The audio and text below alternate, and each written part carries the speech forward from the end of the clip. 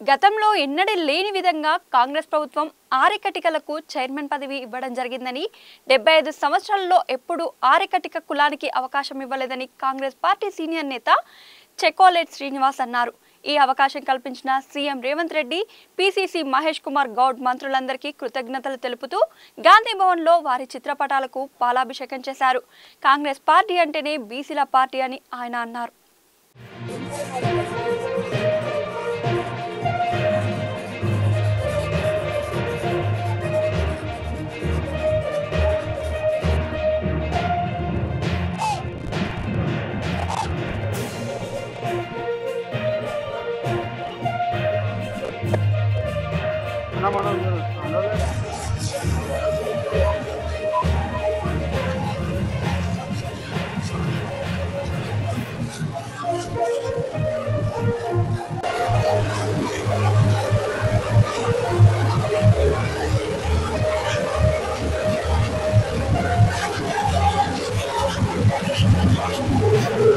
మా ఆర్యకటిక కులానికి అవకాశం ఇవ్వడం జరిగింది. చైర్మన్ గా greater Hyderabad agriculture market committee దాంట్లో భాగంగా మరి వారందరికి కూడా కృతజ్ఞతగా మేము పాలాభిషేకం చేయడం జరిగింది.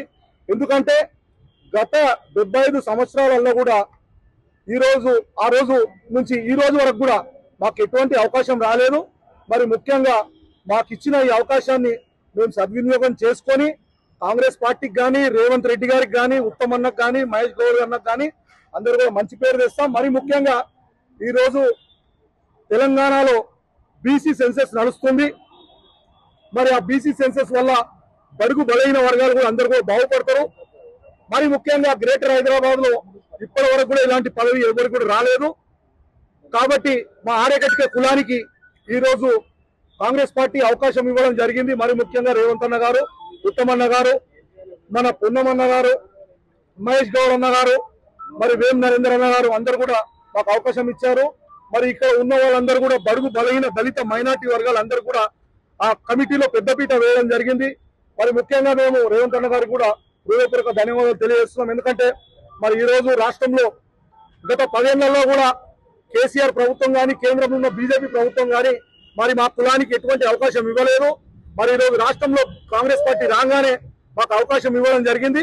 అన్న మీరు మాకు ఆశీర్వాదం ఇచ్చి ఈరోజు ఇట్లాంటి కులాలు 130 కులాల దాకా ఉన్నాయి. అంటే ఇవన్నీ కూడా బీసీలు, ఓబీసీలు ముఖ్యంగా మేమందరం కూడా గర్వపడుతున్నామన్నా. మాకు అవకాశం ఇచ్చినందుకు మీకు హృదయపూర్వక ధన్యవాదాలు. మరి ముఖ్యంగా గతంలో కేసీఆర్ దళితుని ముఖ్యమంత్రి చేస్తానో మోసం చేసిండు. బీజేపీ పార్టీ ఉన్న ఎవరైతే బండి సంజయ్ బీసీ అధ్యక్షుడుండో ఆయనను తొలగించడం జరిగింది. మరి ముఖ్యంగా మా కాంగ్రెస్ పార్టీ ఈ రోజు బీసీలకు పెద్దపీట వేసి మరి మహేష్ అన్నకు కూడా పిసిసి ప్రెసిడెంట్ చేయడం జరిగింది. అందులో భాగంగానే మరి మా కులానికి కూడా ఈ రోజు ఒక అవకాశం ఇచ్చారు బీసీలకు. కాబట్టి బీసీల పార్టీ అంటేనే కాంగ్రెస్ పార్టీ, కాంగ్రెస్ మైనార్టీల పార్టీ. కాంగ్రెస్ దేశంలో మళ్ళీ కాంగ్రెస్ రావాలి, రాహుల్ గాంధీ గారు ప్రధానమంత్రిగా అయితేనే మా బీసీ బడుగు బలైన దళిత మైనార్టీ వర్గాలు అన్ని కూడా బాగుపడతాయి.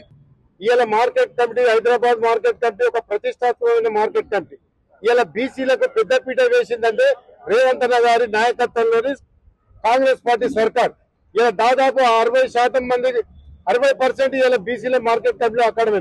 ఒక మున్నూరు కాపు బిడ్డకు ఇలా వైస్ చైర్మన్ ఇచ్చిన ఘనత కూడా గౌరవ ముఖ్యమంత్రి రేవంత్ రెడ్డి గారు అని చెప్పగలరు.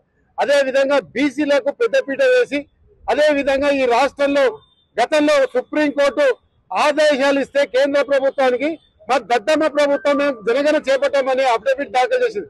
కానీ గౌరవ ముఖ్యమంత్రి గారు మేధో మదనలో పుట్టిన ఒక మానస పుత్రిక ఈ సమగ్ర కుల సర్వే అనేది.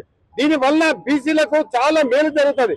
గతంలో ప్రభుత్వం కేసీఆర్ గారి ప్రభుత్వంలో బీసీలకు ధ్వంసం జరిగింది, ఆర్థిక ధ్వంసం జరిగింది. బీసీలను పట్టించుకునే నాదుడు లేదు.